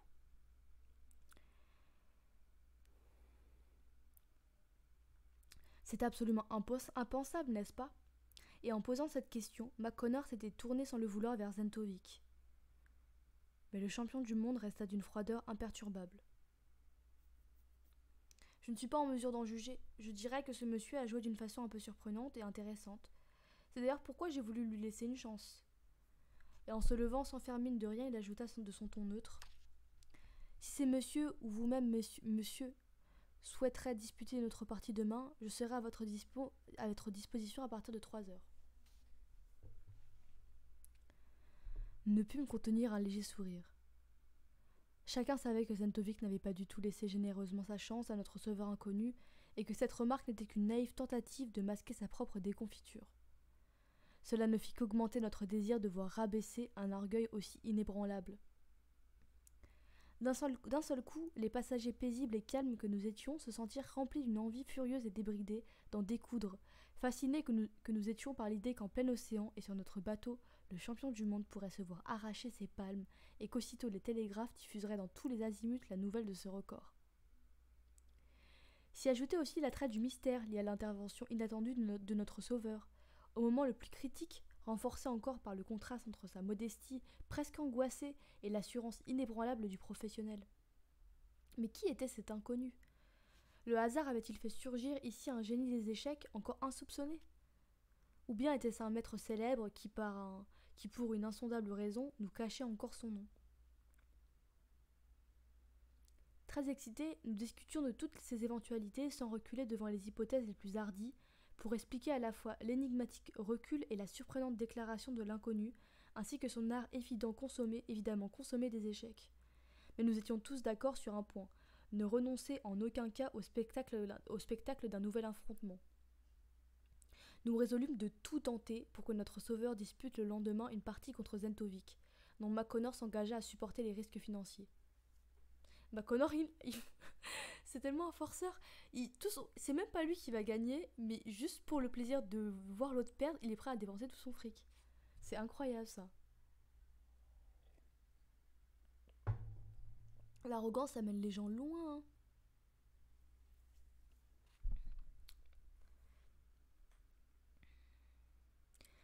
Comme il s'était avéré entre-temps en interrogeant le steward que l'inconnu était un Autrichien, c'est moi qui fus chargé d'aller soumettre notre requête à mon compatriote. Il ne me fallut pas longtemps pour découvrir sur le pont promenade celui qui nous avait si vite faussé compagnie. Il était étendu sur une chaise longue et lisait. Oh, mes yeux me brûlent atrocement. Avant de m'approcher de lui, je saisis l'occasion pour l'examiner. Sa tête osseuse reposait sur un coussin, dans une attitude de légère fatigue. À nouveau, je fus singulièrement frappé par la pâleur étrange de ce visage plutôt jeune, dont les tempes étaient encadrées par des cheveux d'un blanc éblouissant. J'avais l'impression, sans savoir pourquoi, que cet homme avait dû vieillir d'un seul coup. À peine m'approchai-je de lui qu'il se leva poliment et se présenta sous un nom qui me fut aussitôt familier, car c'était celui d'une vieille famille autrichienne fort estimée. Je me rappelais que l'un des plus proches amis de Schubert le portait et qu'un des médecins particuliers du vieil empereur était issu de cette famille. Lorsque j'expliquai au docteur B que nous lui demandions de relever le défi contre Zentovic, il fut visiblement ébahi. Je compris qu'il n'avait pas soupçonné qu'en jouant tout à l'heure, il avait valeureusement résisté à un champion du monde et même au plus brillant de notre époque. Pour une certaine raison, cette information parut l'impressionner très fort, car il s'enquit à nouveau plusieurs fois de suite si j'étais absolument certain que son adversaire fut en effet le champion du monde en titre. Je m'aperçus bientôt que cette circonstance facilitait ma mission, mais conscient de sa sensibilité, je jugeais opportun de ne pas lui dire que McConnor assumait les éventuels risques financiers d'une défaite. Après avoir longtemps hésité, M. B se déclara prêt à disputer ce match, non sans m'avoir explicitement demandé d'avertir ces messieurs de ne pas fonder d'espérances excessives sur ses capacités.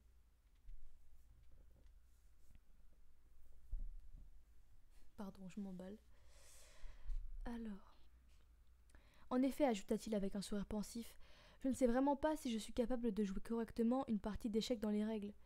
Et croyez-moi, ce n'est pas par fausse modestie que j'ai déclaré ne pas avoir touché une pièce d'échecs depuis que j'étais lycéen, c'est-à-dire depuis plus de 20 ans. Et même à cette époque, je ne passais pas pour un joueur spécialement doué.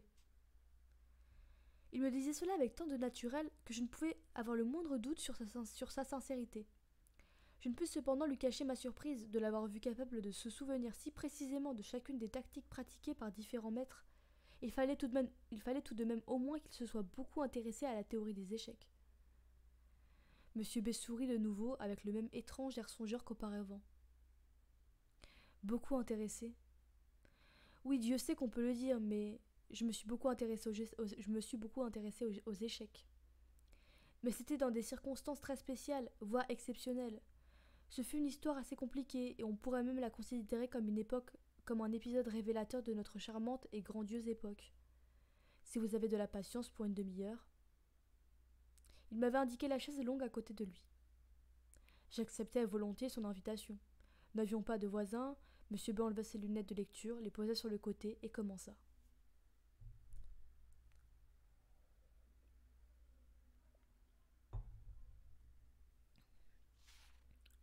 Vous avez eu l'amabilité de dire qu'étant viennois, vous vous souveniez du nom de ma famille. Mais je suppose que vous n'avez jamais entendu parler du cabinet d'avocats que je dirigeais d'abord avec mon père puis seul, car nous ne plaidions aucune des causes commentées dans les journaux et nous ne prenions aucun nouveau client. En réalité, ce n'était plus vraiment un cabinet d'avocats. Nous nous contentions d'être les conseillers juridiques et les administrateurs du patrimoine des grands monastères dont mon père était proche, comme ancien député du parti clérical. En outre, et aujourd'hui que la monarchie appartient à l'histoire, il n'est plus interdit d'en parler. En outre, et aujourd'hui que la monarchie appartient à l'histoire, il n'est plus interdit d'en parler, nous assurions la gestion des capitaux de quelques membres de la famille impériale. Ces liens avec la cour et le clergé remontaient à 2 générations déjà. Un de mes oncles était le médecin particulier de l'empereur, un autre l'abbé de Sentenstetten, c'est quoi ça? Alors le Seinten, bon je sais pas le prononcer, je vais vous l'écrire.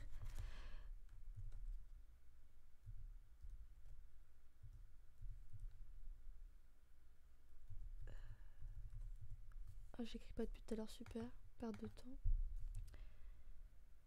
Alors ça s'écrit comme ça.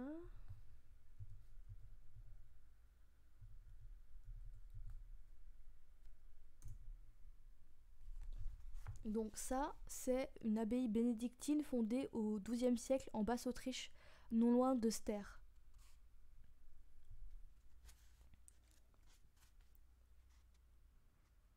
Ces liens avec la cour et le clergé remontaient à 2 générations déjà. Un de mes oncles était le médecin particulier de l'empereur, un autre l'abbé de cette chose-là. Il suffisait d'entretenir ces liens et cette confiance dont nous avions hérité.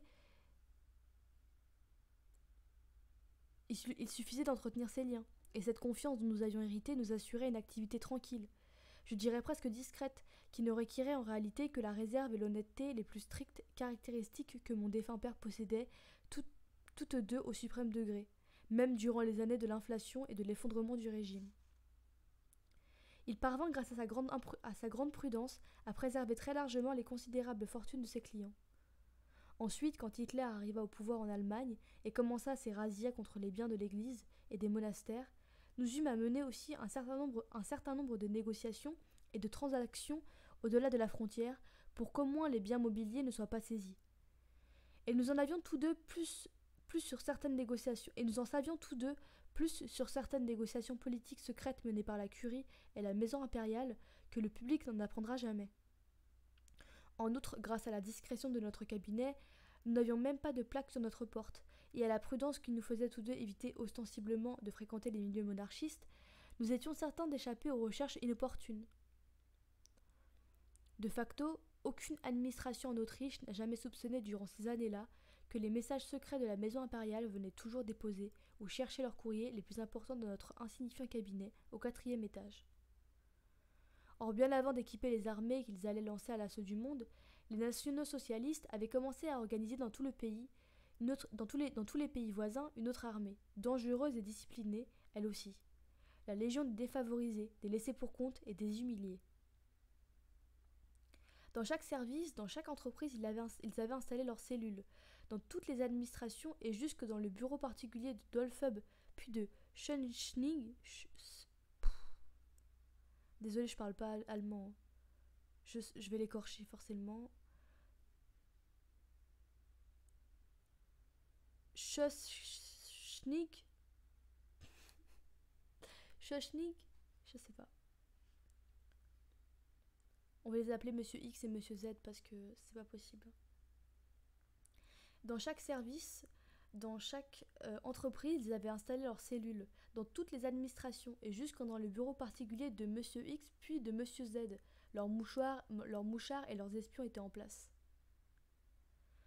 Comme je ne l'appris hélas que trop tard, ils avaient également posté un homme à eux dans notre modeste cabinet.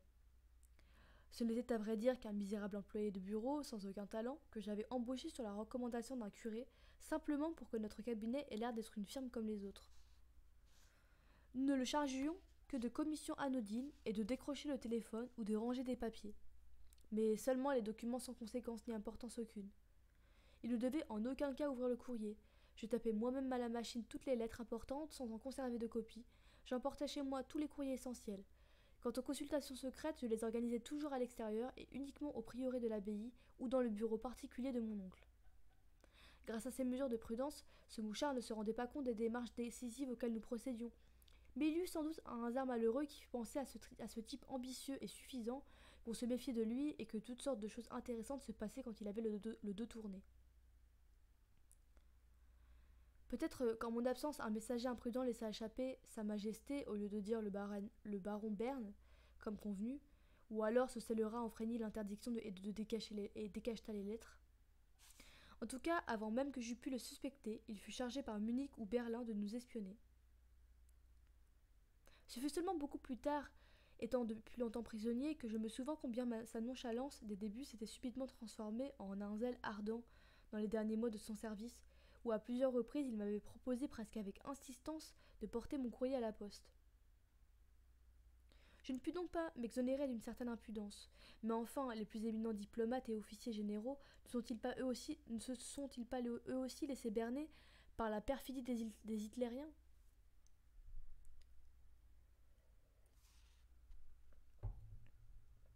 En outre,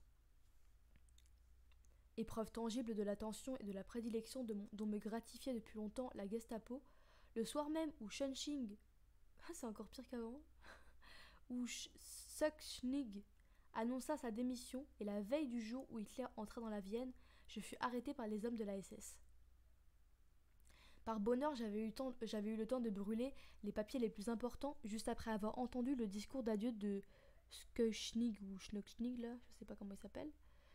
Quant aux documents restants, y compris les attestations indispensables pour les fonds déposés à l'étranger par les monastères et 2 archiducs, je les fis partir, et à la toute dernière minute, juste avant que ces sbires viennent enfoncer ma porte, cachée dans une corbeille de linge que ma vieille gouvernante, une femme de toute confiance, alla porter chez mon oncle. Monsieur B s'interrompit pour allumer un cigare. Dans la brusque lueur de la flamme, je remarquai qu'un frémissement nerveux, qui m'avait déjà frappé, crispait la commissure droite de ses lèvres et revenait à quelques minutes d'intervalle, comme je pus le constater. C'était un mouvement fugace, à peine plus fort qu'un souffle, mais qui marquait d'une étrange inquiétude tout son visage. Vous supposez sans doute que je vais vous parler maintenant du camp de concentration où furent effectivement expédiés tous ceux qui restaient fidèles à notre vieille Autriche, et des humiliations, des tortures et du martyre que j'y ai subi. Mais rien de tel ne m'arriva. Je tomba dans une autre catégorie. Je ne fus pas envoyé à rejoindre ces malheureux sur lesquels on se vengeait des ressentiments longtemps accumulés en leur infligeant de mauvais traitements et des humiliations. On me plaça parmi d'autres, beaucoup moins nombreux, dont les nazis espéraient tirer de l'argent ou d'importantes informations. Ma modeste personne n'avait bien sûr aucun intérêt aux yeux de la Gestapo. Mais ces gens avaient sans doute appris que nous avions été les hommes de paille, les administrateurs et les confidents de leurs adversaires les plus acharnés. Ils espéraient tirer de moi des renseignements compromettants, de quoi incriminer les monastères, qu'ils voulaient convaincre de détournement de fonds, ou aussi la famille impériale et tous ceux qui en Autriche, sans penser à eux-mêmes, se dévouaient pour la monarchie. Ils supposaient, avec de bonnes raisons, qu'une partie non négligeable de ces fonds qui avaient transité par nos mains était encore cachée quelque part pour soustraite à leur avidité. C'est pourquoi ils s'assurèrent de moi dès le premier jour pour m'extorquer ces secrets avec leurs méthodes éprouvées. Voilà pourquoi des gens comme moi, de qui on voulait tirer de l'argent ou d'importants renseignements, n'étaient pas envoyés dans les camps de concentration, mais réservés pour un traitement spécial. Comme vous vous en souvenez peut-être, ni notre chancelier, ni du reste le baron Rothschild, dont ils espéraient que la famille leur verserait des millions, ne furent expédiés derrière des barbelés dans un camp de prisonniers. Traités apparemment en privilégiés, ils furent transférés dans un hôtel qui était aussi le quartier général de la Gestapo, l'hôtel Métropole, et installés chacun dans une chambre particulière. L'homme de peu que je suis bénéficiait lui aussi de cet honneur insigne. Une chambre à soi dans un hôtel, ça paraît tout à fait humain, n'est-ce pas? Cependant, croyez-moi, en s'abstenant de nous entasser à 20 dans une baraque glaciale et en logeant là les personnalités que nous étions dans une chambre d'hôtel séparée et passablement chauffée, on ne nous réservait pas un traitement plus humain. On voulait nous appliquer une méthode plus raffinée. Car la pression que l'on exerçait pour nous extorquer des renseignements dont on avait besoin devait fonctionner d'une façon plus subtile que les coups de matraque ou les tortures physiques. Par l'isolement le plus raffiné qu'on puisse imaginer. On ne nous faisait rien. On nous plaçait simplement dans un néant radical. Car c'est bien connu, rien n'exerce sur terre une telle pression sur l'âme humaine que le néant.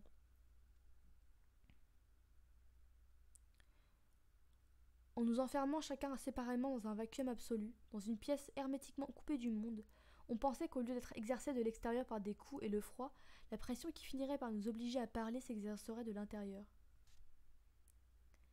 À première vue, la chambre qui m'était attribuée n'avait pas l'air désagréable du tout. Elle avait une porte, un lit, une chaise, une cuvette pour se laver, une fenêtre à barreaux. Mais la porte restait fermée jour et nuit. Sur la table, il était interdit de poser un livre, un journal, une feuille de papier ou un crayon. La fenêtre ne donnait que sur un mur coupe-feu.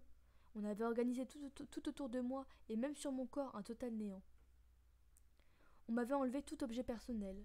Ma montre, pour que je ne sache pas l'heure, mon crayon, pour que je ne puisse rien écrire, mon couteau, pour que je ne puisse pas m'ouvrir les veines. La moindre petite griserie comme celle d'une cigarette m'était refusée. Hormis le gardien, à qui il était interdit de prononcer un seul mot ou de répondre à aucune question, je ne voyais pas un seul visage humain, et jamais je n'entendais le son d'une voix. Du matin au soir et du soir au matin, les yeux, les oreilles et tous les sens ne trouvaient rien à saisir. On était désespérément seul, réduit à soi, à son corps, et à 4 ou 5 objets muets, la table, le lit, la fenêtre et la cuvette.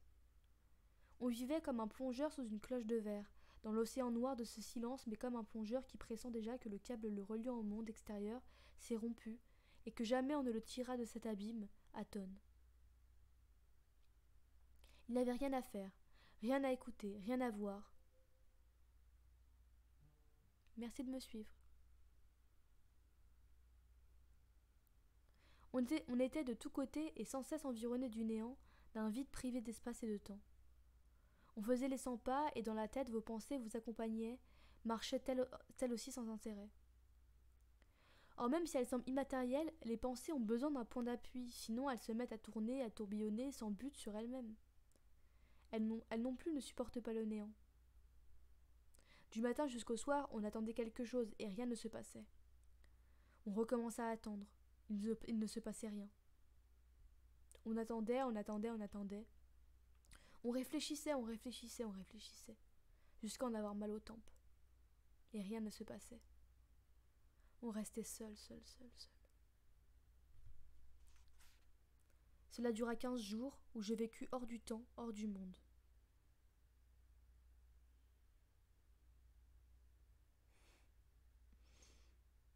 C'est juste pour être poli. Si une guerre avait éclaté, je n'aurais rien su. Car mon univers était réduit à une table, une porte, un lit, une cuvette et une fenêtre. Une chaise, un mur, et mes yeux regardaient fixement ce mur avec son papier peint. La moindre ligne de son motif en zigzag a été gravée comme par un stylet de bronze dans les moindres replis de mon cerveau, tant je les contemplais. Ensuite, enfin, les interrogatoires commencèrent. On était soudain convoqués sans bien savoir si c'était le jour ou la nuit.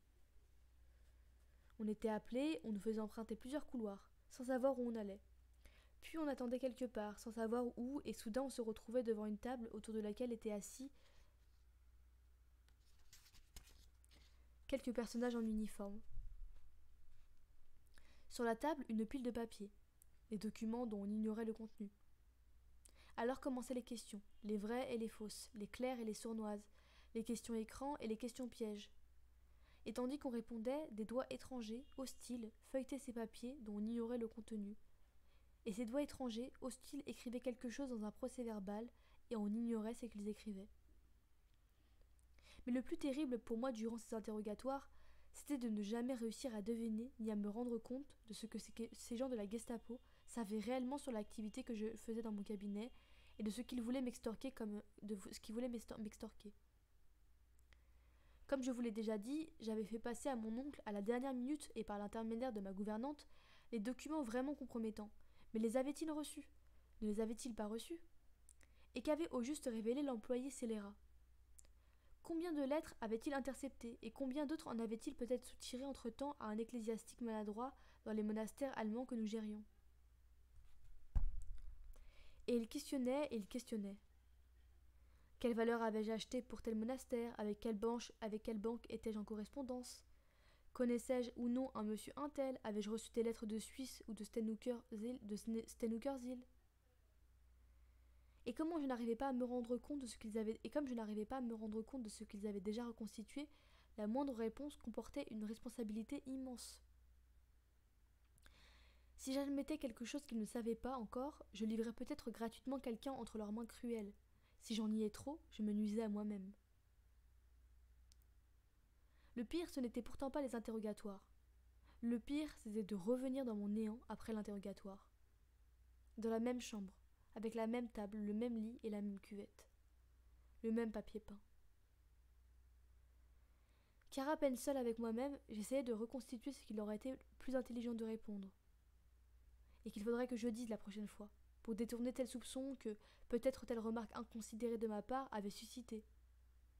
Je réfléchissais, j'examinais, je revérifiais, je soupesais mes dispositions jusqu'au moindre mot que j'avais prononcé devant le juge d'instruction. Je me remémorais chacune des questions qu'ils avaient posées, chaque réponse que j'avais donnée. J'essayais d'imaginer ce qu'ils avaient pu enregistrer dans leur procès-verbal, et tout cela en sachant que je ne pourrais jamais me rendre compte et le reconstituer. Mais une fois lancé dans cette pièce vide, ces idées n'arrêtaient pas de tourner et tourner dans ma tête, se combinant et se recombinant sans cesse autrement. Et cela continuait jusque dans mon sommeil. Après chaque nouvelle audition devant la Gestapo, mes propres pensées continuaient de me martyriser impitoyablement avec ces questions, ces doutes, ces tourments. Et c'était peut-être encore plus cruel car si les auditions se terminaient au bout d'une heure, elles en revanche ne s'arrêtaient jamais à cause de la torture insidieuse qu'était cette solitude. Et jamais rien d'autre autour de moi, hormis cette table, cette armoire, ce lit, ce papier peint et cette fenêtre. Aucune distraction, pas un livre, pas un journal, pas un visage, pas un crayon pour noter quelque chose, pas une allumette pour jouer avec. Rien, rien, rien, rien. Alors seulement je commençais à comprendre quel sens diabolique avait ce système de la chambre d'hôtel, cette sorte d'assassinat psychologique. Dans un camp de concentration, on aurait peut-être été forcé de charrier des pierres jusqu'en avoir les mains en sang et les pieds gelés dans ses chaussures.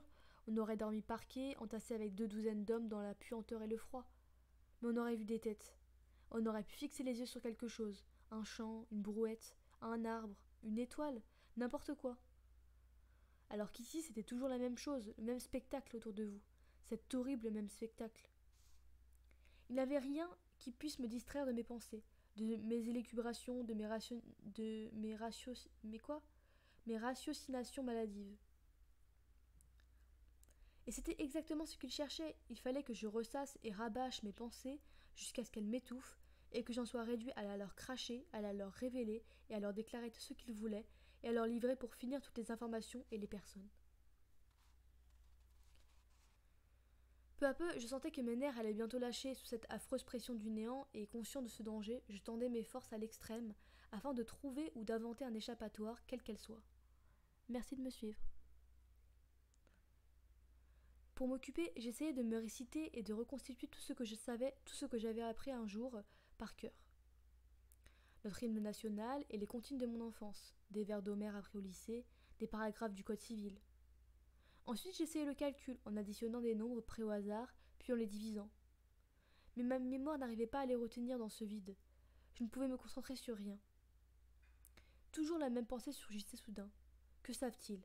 Que leur ai-je dit hier? Que faut-il que je dise la prochaine fois? Cette situation, à vrai dire indescriptible, dura 4 mois. Bon, 4 mois, cela s'écrit facilement, cela fait juste quelques lettres, et seulement 3 syllabes à prononcer. Un quart de seconde suffit pour articuler 4 mois du bout des lèvres. Mais personne ne peut décrire, ne peut mesurer et ne peut se représenter concrètement, ni à soi-même ni à quelqu'un d'autre, la durée que représente ce temps dans un lieu privé d'espace et de temps. Et on ne peut expliquer à personne comment cela vous ronge et vous détruit, ce néant. Ce néant autour de vous, cet éternel confinement entre la table, le lit, la cuvette et le papier peint, avec toujours le silence, toujours le même gardien, qui sans vous regarder vous dépose de quoi manger. Et toujours les mêmes pensées qui dans le néant tournent autour de la même chose, jusqu'à ce qu'on devienne fou.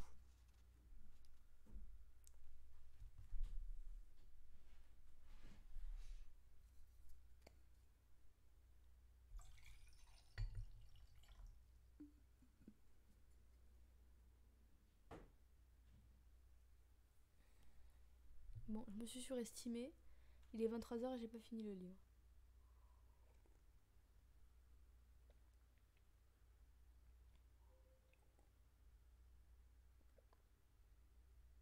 Merci de me suivre.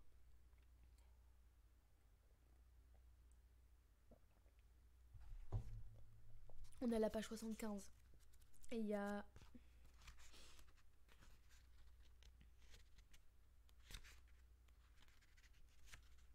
110 pages.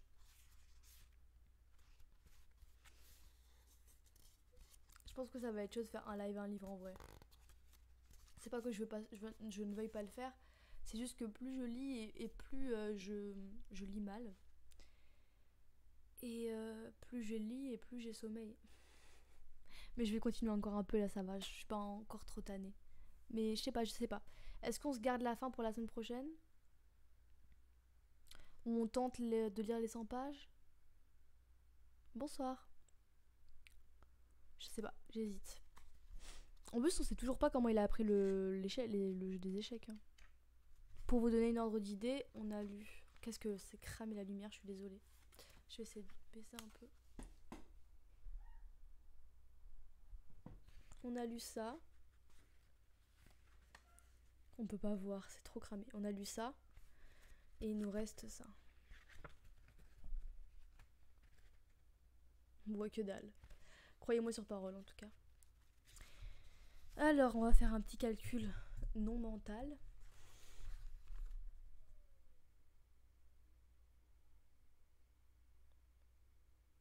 « 35 pages il nous reste. Donc je pense un peu plus d'une demi-heure. Je pense 45 minutes.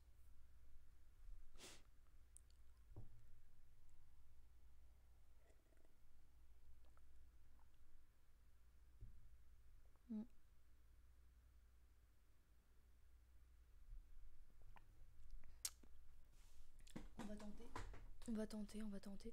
Sachant que j'ai lu 50 pages en 1h30, tu vois.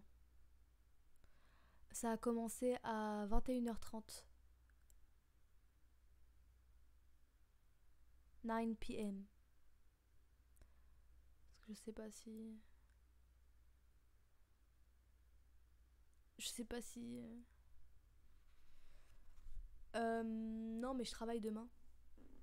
Enfin voilà quoi. Je vais pas non plus faire la mala. Ça m'embête, j'aurais bien aimé le finir, mais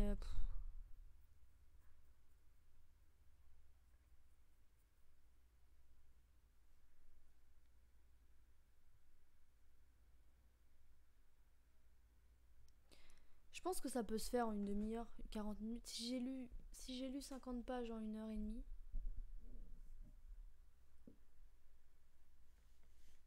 Non, ça c'est la semaine suivante. On avait commencé par choisir celui-là.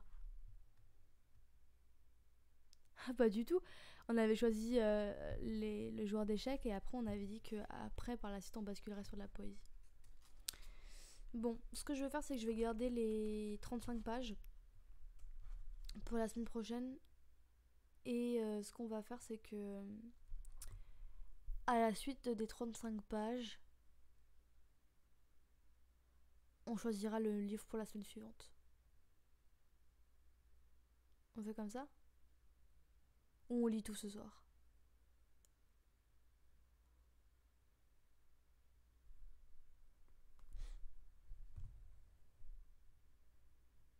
Non, je devais faire un live par semaine. Là, t'es en train de m'inventer un programme là.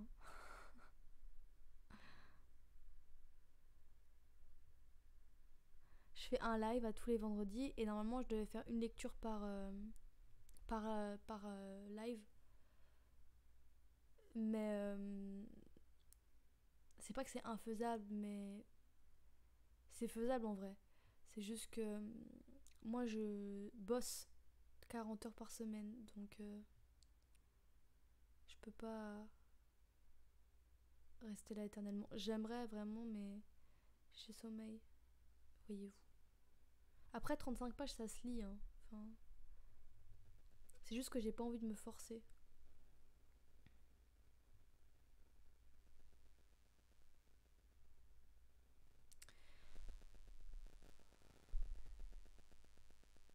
Du coup, je joue le manager, il va accepter mes conditions et on va reporter à la semaine prochaine, je pense. Enfin, on va reporter, on va continuer la semaine prochaine. Et c'est moi qui choisis le recueil du coup de poésie.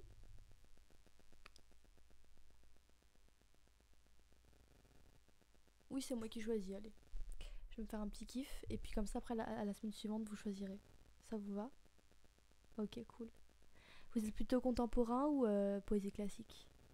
Moi, perso contemporain, mais après, je peux vous proposer des choses classiques si vous aimez.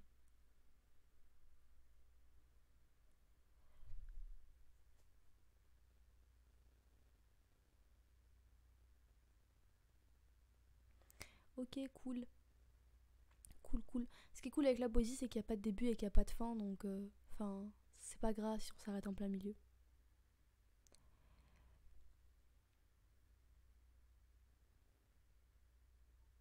Ok, cool. Bah, du coup, je vous laisse à la semaine prochaine. Euh, non, je pense pas. Demain, je peux. Non, non, je peux pas. Demain, je peux pas faire de live. J'ai un truc à faire au soir. Demain soir, j'ai un tournage. Donc, je pourrais pas faire un live supplémentaire au samedi. Donc, on se retrouve bien vendredi à la semaine prochaine à 21h30. Merci pour ceux qui me suivent. Vous êtes super cool. Et si vous avez envie de voir un peu plus de choses tourner autour des livres, je fais également des vidéos sur YouTube. Et je sors une vidéo demain à 20h. Elle était censée sortir la semaine dernière, mais j'ai pas eu le temps de la monter. Et là, elle est quasi montée, donc c'est sûr qu'elle sort demain à 20h. Et c'est un remède littéraire sur la rupture amoureuse. Voilà. Et sur ce, d'ailleurs, si vous voulez mes comptes, ça sera dans les onglets de menu de mon compte Twitch. Il y a des petites comme étiquettes. Vous pouvez cliquer et ça vous donne accès à mes autres réseaux. Voilà. Ce live sera enregistré et je modifierai le nom pour ceux qui veulent y avoir accès en replay. Et c'est tout, voilà, je pense que j'ai tout dit. Bonne nuit, à bientôt, ciao.